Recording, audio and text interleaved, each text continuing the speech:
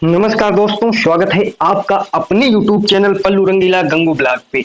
आज हम फिर पढ़ने जा रहे हैं भारत में यूरोपियों का आगमन। और अब हम इस कड़ी में बहुत आगे पहुंच चुके हैं। तो देखिए, आज हम लेक्चर नंबर 3 चालू करने जा रहे हैं, जिसमें भारत में अंग्रेजों का आगमन से संबंधित प्रश्न हैं। तो देखिए, भारत में अंग्रेजों का आगमन किस प्रकार से हुआ, और यह भी हम आज जानने का प्रयास करेंगे कि भारतीय जो इतिहास है उसमें किस प्रकार से अंग्रेजों का आगमन रहा और लगभग 200 वर्षों तक भारत पर विदेशियों ने राज किया। आज हम यह सब जानने का प्रयास करेंगे, जानेंगे, समझेंगे, पढ़ेंगे और आपको हम अवगत कराएंगे इन सभी चीजों को अपने YouTube चैनल के माध्यम से। अब देखिए किस प्रकार से भारत में कंपनियों का आगमन होता है और किस प्रकार से भारत में अंग्रेज राज्य करते हैं अपनी। तो चलिए शुरू करते हैं वीडियो लेक्चर।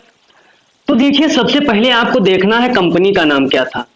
तो सबसे पहले देखना है कंपनी का नाम क्या था। तो कंपनी का नाम है governor of the company of merchant of London trading to East Indies. तो देखिए, सबसे पहले कंपनी का नाम है governor of the company of merchant of London trading to East Indies. तो देखिए, ये जो कंपनी है यह सबसे पहले 1600 में आई थी। 31 दिसंबर 1600 को आई थी। तो कब आई थी? तो 31 दिसंबर 1600 को आई थी। भारत में अंग्रेजों का आगमन करने वाली प्रथम जो कंपनी थी वह थी governor of the company of merchant of London trading to East Indies. अब देखिए, जब 1600 में यह आई तो किस प्रकार से आई? तो रानी एलिजाबेथ, जो वहां की एलिजाबेथ थी, रानी कौन? Elizabeth first. देखिए, जो एलिजाबेथ फर्स्ट थी इसकी आज्ञा के द्वारा 1600 में 31 दिसंबर 1600 को कंपनी आई थी। तो 31 दिसंबर जब 1600 को यहां से एक चार्टर के माध्यम से रानी एलिजाबेथ के द्वारा यह कहा गया कि जाइए आप पूर्वी देशों के साथ 15 ईयर तक, लगभग 15 साल तक व्यापार करिए जाकर। तो देखिए, 15 साल तक का चार्टर एक्ट पारित हुआ एलिजाबेथ द्वारा। 15 वर्षों के लिए आज्ञा दी थी अंग्रेजों को 1600 में एलिजाबेथ ने पूर्वी देशों के साथ व्यापार करने के लिए। अब देखिए किस प्रकार से इतिहास बदलता है। तो देखिए, 1608 में हाकिंस आया। तो सबसे पहले अंग्रेज था वह सबसे पहले भारत की भूमि पर प्रवेश करने वाला प्रथम विदेशी जो अंग्रेजी व्यक्ति था ब्रिटेन का, वह कौन था? तो वह हॉकिंस आया था। सबसे पहले हॉकिंस आया था, याद रखना है। तो देखिए, जब हॉकिंस आया, जेम्स प्रथम के पत्र के द्वारा आया था।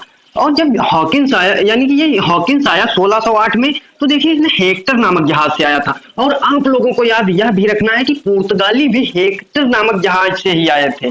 और यह देखिए किस बंदरगाह पे उतरा था। जैसा कि आप लोग जानते हैं कि पुर्तगाली जो आए थे वे कालीकट बंदरगाह पे आए थे, और ये जो अंग्रेज आए थे यानी कि हॉकिंस आया था अंग्रेजी, तो यह सूरत बंदरगाह पे उतरा था। और ये कहाँ उतरा था? तो यह सूरत बंदरगाह पे उतरा था। और भी देख लीजिए कि जहांगीर के दरबार में आया था। जो यह हॉकिंस था यह सबसे पहले जेम्स प्रथम का पत्र लेकर जहांगीर के दरबार में आया था। तो कहाँ आया था? तो यह जहांगीर के दरबार में आया था।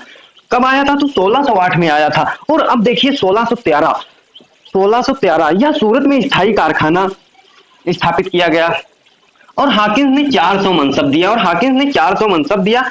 और देखिए 1613 में सूरत में स्थायी कारखाना स्थापित किया गया। तो सूरत में स्थायी कारखाना अंग्रेजों के द्वारा कब स्थापित किया गया? तो आप लोगों को याद रखना है कि सूरत में स्थायी कारखाना 1613 में स्थापित किया गया और 1611 में मसूलीपट्टनम में स्थापित किया गया, और 1611 में मसूलीपट्टनम में स्थापित किया, और 1651 में हुगली में अंग्रेजों के द्वारा प्रथम कारखाना स्थापित किया गया। तो देखिए 1613 में कहा? तो सूरत में 1613 में सूरत में स्थायी कारखाना स्थापित किया गया, और 1611 में मसूलीपट्टनम में, और 1651 में हुगली में। तो इस प्रकार से अंग्रेजों के द्वारा कारखाने स्थापित किए गए। और हमें एक फैक्ट आपको यह भी बता देते हैं कि बहुत से परीक्षाओं में प्रश्न आ जाता है कि इंग्लिश खान की उपाधि किस शासक ने किसको दी थी। तो यह याद रखिएगा कि जहांगीर ने हॉकिंस को उपाधि दी थी। तो किसको उपाधि दी थी? तो हॉकिंस को उपाधि दी थी।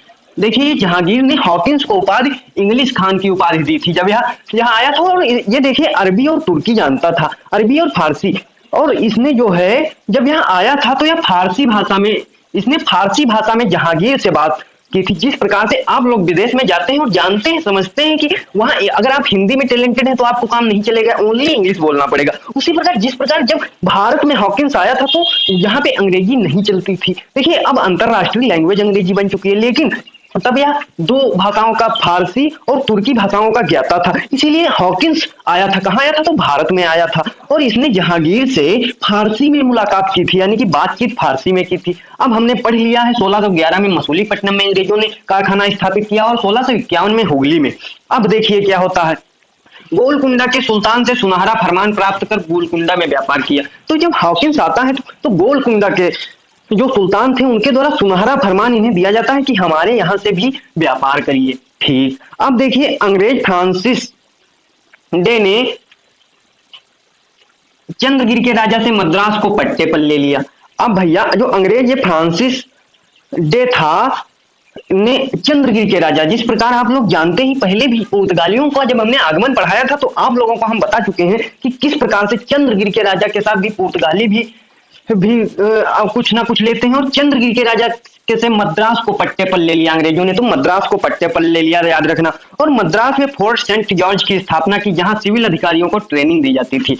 और देखिए मद्रास किस लिए पट्टे पर लिया, तो मद्रास को इसलिए पट्टे पर लिया क्योंकि फोर्ट सेंट जॉर्ज की, ये जो फोर्ट सेंट जॉर्ज थी इसकी स्थापना की। देखिए ये क्या था, ये फोर्ट सेंट जॉर्ज इसकी स्थापना की और यह मुख्य रूप से सिविल अधिकारियों के लिए, जिस प्रकार आप लोग जानते हैं कि अगर आप आईएएस यूपीएससी बीट कर देते हैं तो आपको सबसे पहले लबासना जाना होता है, जो भारत सरकार की एक संस्था है जिसके माध्यम से भावी आईएएस आईपीएस ऑफिसरों को ट्रेनिंग दी जाती है। और आप लोग यह भी समझते होंगे कि कमिंग सून लबासना जैसा कि बहुत से बच्चे लगाते हैं, उसी प्रकार से जब पुराने समय में हमारे देश में जब किसी सिविल अधिकारी को ट्रेनिंग दी जाती थी वह फोर्ट सेंट जॉर्ज यानी कि मद्रास में दी जाती थी। और 1615 में सर टॉमस रो जहांगीर के दरबार में आया था। और अब देखिए कभी कभी प्रश्न परीक्षाओं में पूछ लिया जाता है कि जहांगीर के दरबार में टॉमस रो जो था वह किसके दरबार में आया था और कब आया था। तो आप लोगों को यह याद रखना है कि जहांगीर जो था वह जहांगीर के दरबार में आया था और 16 से 15 में टॉमस रो आया था और जहांगीर के दरबार में आया था।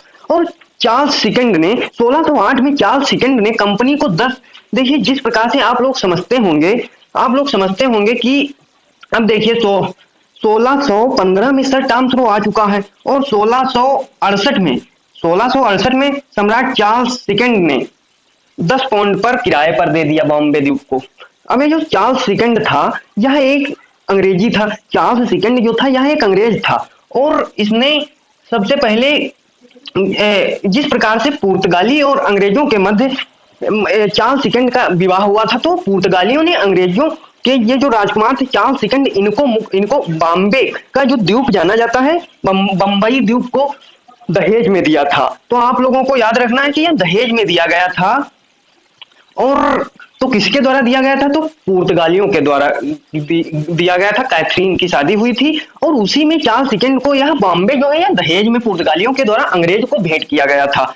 और जब इस द्वीप को चार्ल्स सेकंड ने नहीं संभाला वह अंग्रेजों की यह जो कंपनी थी इसको 10 पाउंड किराए पर देकर यानी कि 10 पाउंड किराए पर दे दिया। ठीक, अब देखिए हुगली पर अधिकार के, और ये देखिए जो बॉम्बे द्वीप था इसके संस्थापक कौन थे, तो गवर्नर गेराल्ड ऑंगियार, जो मुख्य रूप से यह जो आज बॉम्बे बसा हुआ था इसमें मुख्य रूप से जो इसका विकास करने में सहायता की है पुराने समय से व्यापार के माध्यम से, तो वह यह था गवर्नर गेराल्ड ऑंगियार जो बंबई का संस्थापक था। बहुत सी परीक्षाओं में प्रश्न पूछ लिया जाता है कि बताइए बंबई का कौन संस्थापक था, तो बंबई का संस्थापक था गवर्नर गेराल्ड ऑंगियार, यह बंबई का संस्थापक था। अब देखिए हुगली पर अधिकार के पश्चात तीर कारखाने अंग्रेजों ने खोले। जब हुगली पर अधिकार कर लिया तो उसके पश्चात अंग्रेजों ने यानी कि 1651 में हुगली में कारखाना भी स्थापित किया और उसके अलावा तीर कारखाने खोले। एक राजमहल में खोला और पटना कासिम बाजार पटना और राजमहल में स्थापित किया। इस प्रकार से 3 जगहों पर अंग्रेजों ने कारखाना खोला।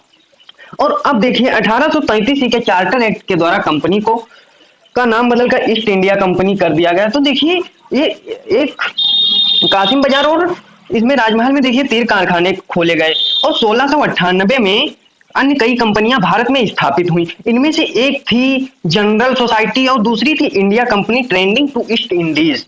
और इन दोनों में 1688 में स्थापित न्यू कंपनी, जो 1688 में स्थापित न्यू कंपनी थी उसे, और जो trading to East Indies company यह 1708 में विलय हो गया। तो देखिए 1708 में न्यू कंपनी और trading to East Indies company का विलय हो गया। जब दोनों का विलय हो गया तो ईस्ट इंडिया कंपनी यानी कि 1833 ई के चार्टर के द्वारा इन दोनों का विलय करके एक नई कंपनी बनी जिसका नाम हो गया ब्रिटिश ईस्ट इंडिया कंपनी। तो इस प्रकार से भारत में अंग्रेजों का आगमन हुआ। और हम पिछले लेक्चर में पढ़ चुके हैं, सबसे पहले हमने पढ़ा है पुर्तगालियों का आगमन और डचों का आगमन। आज हम लेक्चर नंबर 3 पढ़ चुके हैं, भारत में अंग्रेजों का आगमन। तो देखिए किस प्रकार से भारत में अंग्रेजों का आगमन हुआ और हमने अब पढ़ लिया है। और अगला वीडियो हम किस प्रकार से बंगाल के नवाबों के द्वारा अंग्रेजों से किस प्रकार से अंग्रेजों ने बंगाल पर शासन किया, उसके बारे में हम अगले वीडियो में जानेंगे, समझेंगे और पढ़ने का प्रयास करेंगे। तब तक देखते रहिए पल्लू रंगीला गंगू ब्लॉग। धन्यवाद, मिलेंगे अगले वीडियो में। हवा खत्म